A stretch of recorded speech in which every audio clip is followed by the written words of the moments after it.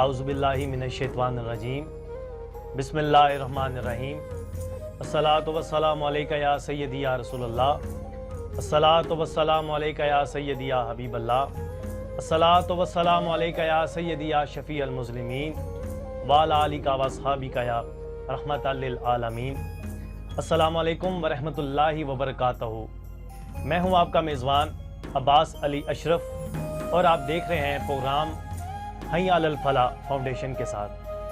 جی ناظرین، آج اس پروگرام میں الحمدللہ رمضان المبارک کے متعلق بڑی اچھی گفتگو کی جائے گی، جس میں ہمارے ساتھ علماء کرام بھی تشریف ہوں گے اور میرے آقا علیہ الصلوۃ والسلام کے عظیم سنہام بھی اپنے وقت پر انشاءاللہ اپنی حاضری پیش کریں گے۔ آپ لوگ دعا فرمائیں، جتنی سوچ ٹی وی کی پوری ٹیم اس مذہبی چینل کے اوپر جتنا کام کر رہی ہے اور جتنا کام دین کا پھیلا رہی ہے، رب ذوالجلال ان کے کام میں مزید برکتیں اور فتح عطا فرمائے۔ جی ناظرین، میں بڑھوں گا آج کے پروگرام کی طرف اور آج کے موضوع کی طرف۔ سب سے پہلے آج کے جو ہمارے مہمان ہیں، عظیم مذہبی سکالر، بہت خوبصورت شخصیت، حضرت علامہ و مولانا قاری محمد اخلاق الخیری صاحب۔ قاری صاحب، آپ کا بہت بہت شکریہ، آپ نے اس پروگرام میں ٹائم دیا۔ اور آج کا جو پروگرام ہے میں اس کی جانب بڑھوں گا۔ آج کا جو پروگرام ہے وہ ہے رمضان المبارک کی برکتیں، کہ رمضان المبارک میں ہمیں کیا کیا کام کرنا چاہیے اور کس عمل سے ہم وہ کام کر کے رمضان کی برکات حاصل کر سکیں اور برکات لوٹ سکیں۔ آئیے میں بڑھتا ہوں آج کے مہمان کی جانب اور آج کے موضوع کی جانب۔ جی علامہ صاحب، آج ہم ہمیں یہ بتائیں ہمارے ناظرین کو کہ رمضان المبارک کی کون سی ایسی عبادات ہیں جو لوگ بآسانی کر کے اس کے اوپر اثر بھی کریں، کام بھی کریں اور اس کی برکات حاصل کریں۔ بسم اللہ الرحمن الرحیم۔ سب سے پہلے میں جناب عباس علی اشرف صاحب، آپ کا سید عرفان الحسن شاہ صاحب اور حی علی الفلاح فاؤنڈیشن کے دیگر جملہ اراکین کا شکریہ ادا کرتا ہوں اور آپ کو مبارک بھی پیش کرتا ہوں کہ آپ نے ماہ سیام کی آمد سے قبل بڑا خوبصورت پروگرام کا آغاز کیا ہے۔ دعا گو ہوں کہ اللہ رب العالمین آپ سب کو قدم قدم پر ترقیاں نصیب فرمائے۔ آپ نے سوال کیا ہے کہ ماہ رمضان کی برکات، ماہ رمضان کی برکات اتنی زیادہ ہیں کہ اگر ایک شخص میں یوں کہوں کہ اپنی پوری زندگی ماہ سیام کی برکتیں گننا شروع کرے تو پوری نہیں کر سکتے۔ اس کی سب سے پہلی برکت تو یہ ہے کہ اللہ رب العالمین قرآن حکیم میں ارشاد فرماتا ہے شہر رمضان الذی انزل فیہ القرآن، کہ یہ ماہ رمضان وہ مبارک مہینہ ہے کہ جس میں اللہ نے قرآن کو نازل کیا۔ تو رمضان المبارک کی پہلی برکت تو یہ ہے کہ اللہ نے قرآن نازل فرمایا، اور قرآن کی فضیلت یہ ہے کہ ماہ سیام میں اللہ نے قرآن نازل فرمایا۔ اس کی برکتیں، اس کی فضیلت یہ ہے کہ دنیا جہان کے جتنے بھی علوم ہیں اور سائنس ترقی در ترقی کرتے ہوئے جس مقام پر پہنچتی ہے، اس سے پہلے روز اول سے لے کر روز آخر تک اولین کے آخرین کے تمام علوم اللہ تبارک و تعالیٰ نے اس قرآن حکیم میں جمع فرما دیے۔ اللہ کا قرآن کہتا ہے وَلَا رَطْبٍ وَلَا يَابِسٍ إِلَّا فِي كِتَابٍ مُبِينٍ، خشکی اور تری کا کوئی بھی ایسا علم نہیں ہے جو اللہ نے قرآن میں نازل نہ کیا ہو۔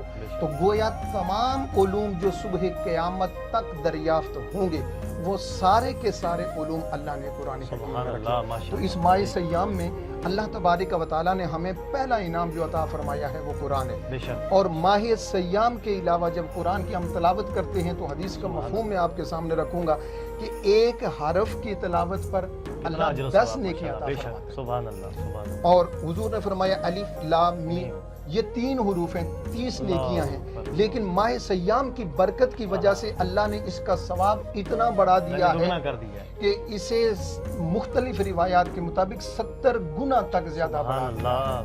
گویا جس وقت ماہ سیام کے علاوہ بندہ قرآن پڑھتا ہے تو ایک حرف پر 10 نیکیاں ملتی ہیں، تو ماہ سیام میں جب قرآن کی تلاوت کرے گا تو اللہ کتنا اجر عطا علامہ صاحب، فرماتا ہے۔ آپ کا کہنے کا یہ مطلب کہ رمضان المبارک میں بندہ کوئی بھی نیک عمل کرتا ہے جی بالکل، اس کو دگنا اس کا اجر عظیم عطا۔ بالکل حضور کی حدیث ہے۔ حدیث ہے۔ اور اسی طرح ہی علامہ صاحب میں بڑھوں گا کہ ہمارے ناظرین کو یہ بھی بتائیں کہ جو فرائض ہیں وہ 70 فرائض کے برابر ہو جاتے ہیں، جس کے بارے میں بھی میں چاہتا ہوں کہ تھوڑی سی روشنی ڈالیں۔ جی حضور صلی اللہ علیہ وآلہ وسلم نے ارشاد فرمایا کہ جب یہ ماہ مکرم آتا ہے تو اس میں اللہ رب العالمین بندے کے اعمال کا ثواب 70 गुना तक बढ़ा देता है।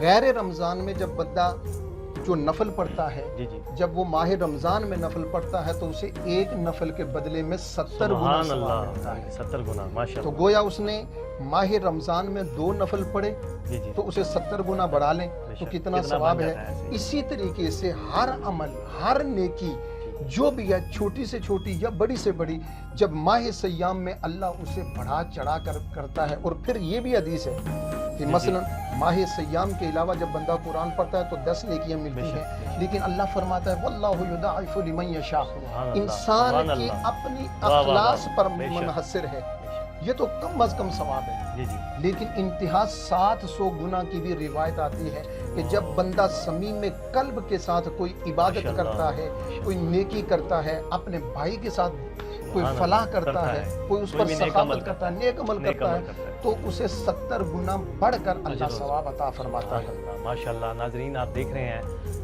अल्लामा मोहम्मद इखलाक खैरी साहब कितनी खूबसूरत जो है हमारे इस टॉपिक को आगे बढ़ा रहे हैं और दीन की बातें आगे तक फैला रहे हैं। रब्बे ज़ुल जलाल आपके भी इल्म में, अमल में बरकतें और इफ़्फ़तें अता फरमाएं। अच्छा लामा साहब, मैं ये चाहूँगा क्योंकि आजकल जो है क्योंकि रमज़ान शरीफ का भी आमद शुरू हुई हुई है, आजकल जो कोरोना वायरस की वजह से काफ़ी लोग जो भाग रहे हैं, मस्ते वीरान हैं।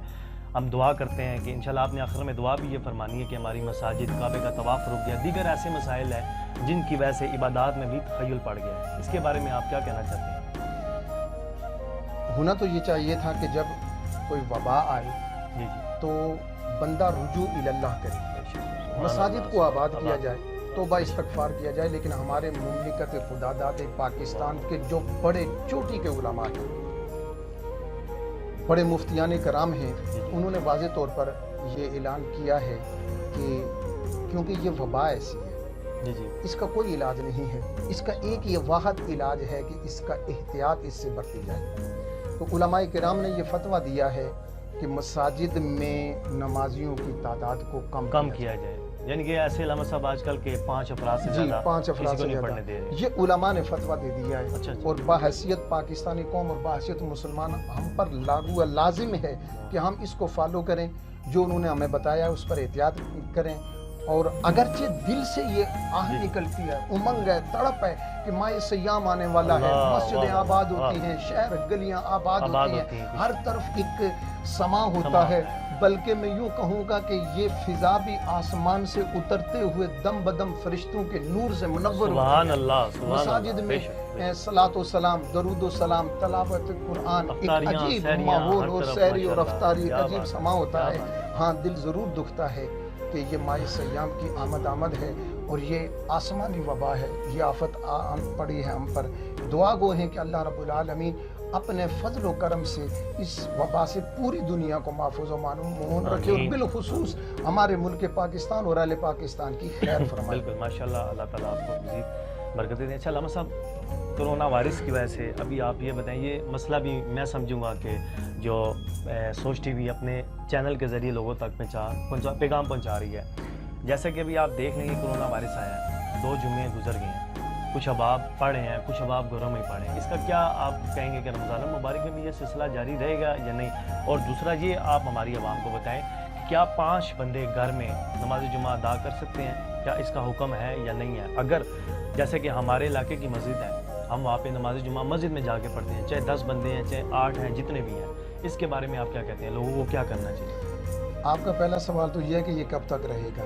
दुआ तो हम कर सकते हैं कि अल्लाह करे जल्द से जल्द जाए। खत्म हो जाए। ये मैं तो खैर कुछ कहने की पोजीशन में नहीं हूँ, हालात वाक़यात तो ये बता रहे हैं कि ये अभी कुछ लंबा जाएगा। ठीक है। जिस तरह के हमारे सरकारी चैनल से ऐलानात हो रहे हैं, हमारे साइंटिस्ट, हमारे डॉक्टर, फिलासफर ये बता रहे हैं कि ये अभी तवील तूल पकड़ेगा, जाएगा, ठीक है। जाएगा। दुआ करते हैं मिलकर के अल्लाह पाक हमें जल्द अज जल्द इससे निजात अता फरमाए। आमीन। अब रहा मसला ये कि नमाज जुमा पहले तो मसाजिद में पढ़ते थे, ऐसे ही। अब हम घरों में पढ़ सकते हैं या नहीं, तो इसका मसला जो बताएगा, फतवा जो देगा वो काजी वक्त देगा, जो वक्त मुफ्ती का है, काजी, जी, ठीक है। जो ज़िला काजी होते हैं या तहसील काजी होते हैं वो देगा, या जो इसका अथराइज्ड है ठीक है। वो बताएंगे कि हमें जुमा घर में पढ़ना चाहिए या या मस्जिद में या नहीं। क्या? लेकिन सही है। नमाज जुमा की जो शराइत जी। हैं वो तो जुमे के लिए जामे मस्जिद में ही बिल्कुल अदा ऐसे ही होंगी। है, ऐसे ही। अब चूंकि हालात ऐसे आन पड़े हैं कि काबतुल्लाह भी अल्लाह। बंद हो गया है, حرمین شریفین دونوں بند پڑے ہیں،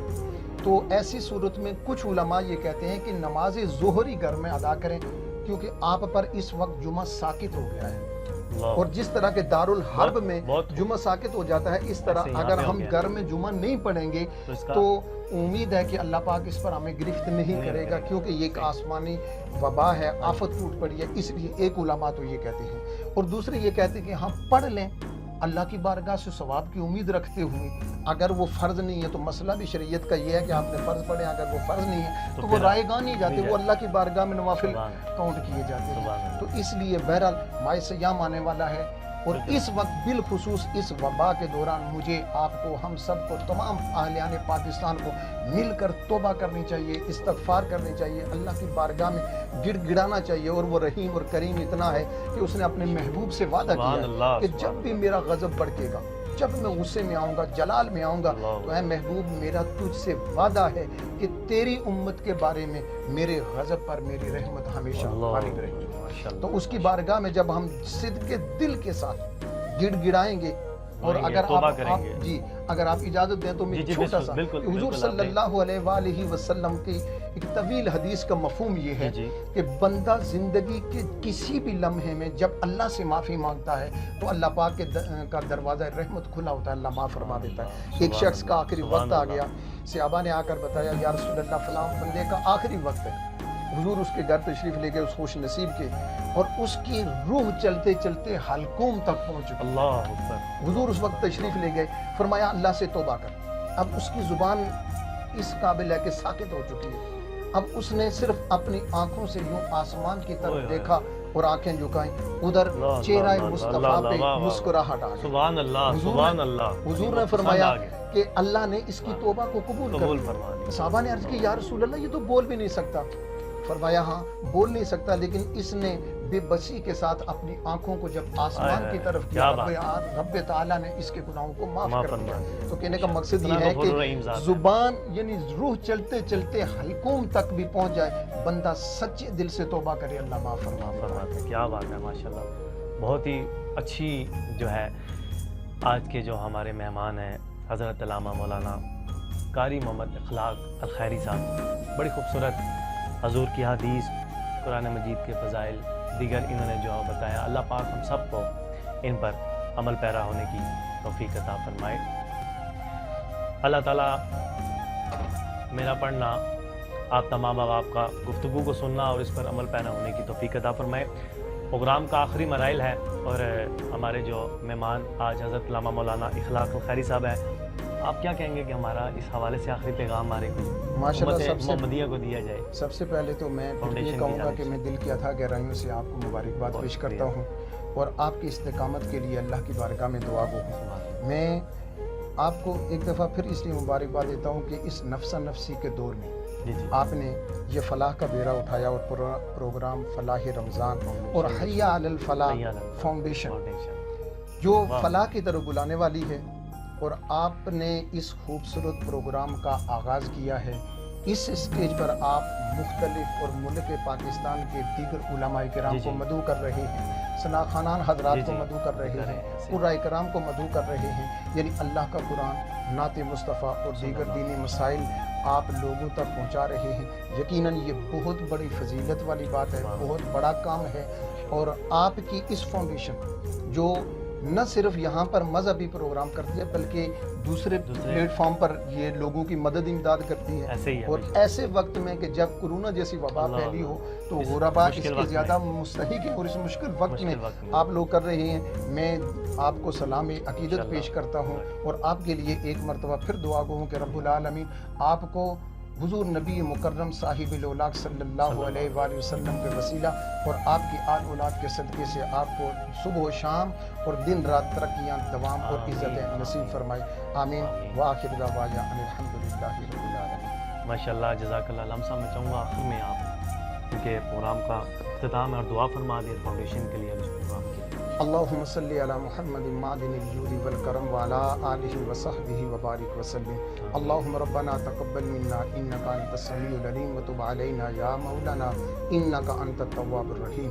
اللہم انصرنا فإنک خیر الناصرین وافتح لنا فإنک خیر الفاتحین ورزقنا فإنک خیر الرازقین۔ اے پاک پروردگار، تیری پاک بارگاہ میں التجا ہے مولا کریم، یہ حی علی الفلاح فاؤنڈیشن جو پروگرام فلاح رمضان کو بڑی خوبصورتی کے ساتھ چلا رہے ہیں، تیرے دین کا پیغام، تیرے نبی کی محبت کا پیغام عام کر رہے ہیں، اور دیگر پلیٹ فارم پر یہ غرباء کی مدد امداد کر رہے ہیں، مولا کریم تو اپنے پردہ غیب سے ان کے لیے خزانے کھول دے۔ آمین۔ یا اللہ ان کی مدد فرما، انہیں اس راستے میں مزید ترقی اور دوام نصیب فرما، قدم قدم پر انہیں برکتیں عطا فرما۔ یا اللہ رب العالمین، اہلیان پاکستان اور پورے عالم اسلام کی خیر فرما۔ آمین۔ میرے اللہ ہمارے ملک پاکستان میں جو مریض ہیں ان کو شفاء کاملہ عاجلہ عطا فرما، اور باقی ماندہ لوگوں کو اس وبا سے اپنے کرم سے محفوظ اور معمون فرما۔